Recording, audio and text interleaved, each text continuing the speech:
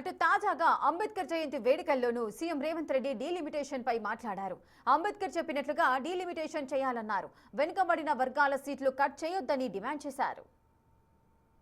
కేరళకు 20, ఉత్తరప్రదేశ్కి 80, ఈ రెండింటి మధ్యలో తారతమ్యం 60 సీట్లు మాత్రమే.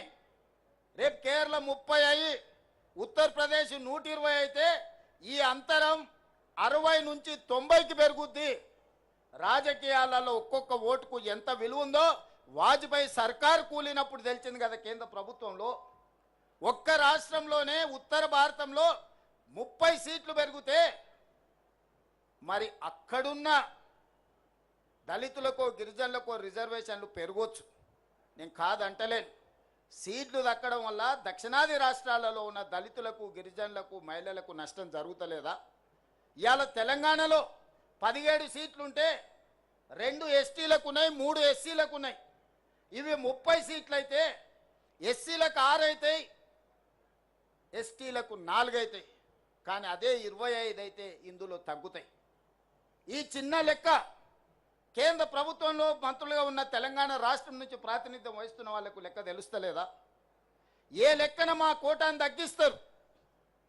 కేంద్ర ప్రభుత్వం ఇచ్చిన ఆదేశాలను అమలు చేసినందుకు, జనాభా నియంత్రణ పాటించినందుకు, ప్రభుత్వం చెప్పిన మాట విన్నందుకు దక్షిణాది రాష్ట్రాలలో ఉన్న దళితులను గిరిజనులను మహిళలకు నష్టం చేస్తారా మీరని నేను అడగదలుచుకున్నా. ఇవాళ ఈ ప్రాంతంలో ఎన్ని సీట్లు పెరిగితే మీ జనాభా నిష్పత్తి ప్రకారం మీకు అన్ని సీట్లు పెరుగుతాయి. ఎన్ని సీట్లు తగ్గితే అన్ని సీట్లు దళితుల గిరిజనులకు ఆటోమేటిక్గా తగ్గుతాయి, మహిళలకు ఆటోమేటిక్గా తగ్గుతాయి. ఇవాళ 17 సీట్లను 10 చేస్తే 1 ఎస్టీకి వస్తుంది, 2 ఎస్సీలకు వస్తాయి. అదే 17 సీట్లను 30 చేస్తే 4 ఎస్టీలకు వస్తాయి, 6 ఎస్సీలకు వస్తాయి.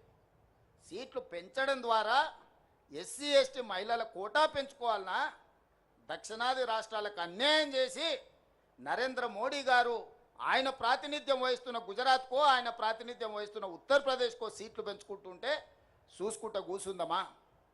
ఇది మన ప్రాంతానికి తీరని నష్టం జరుగుతుంది. అందుకే ఈ అంశాలను లేవనెత్తిన మిత్రులారా, సంఘాలందరూ కూడా సమాలోచన చేయండి, మేధావులందరూ ఆలోచన చేయండి. మన దక్షిణాది రాష్ట్రాలలో సీట్లు ఎన్ని పెరిగితే అన్ని దళితులకు గిరిజనులకు మహిళలకు సీట్లు పెరుగుతాయి.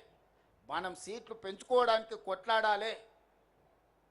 అంబేద్కర్ గారే చెప్పారు, మా దళిత సోదరులు చెప్పారు, రాజ్యాధికారమే అంతిమ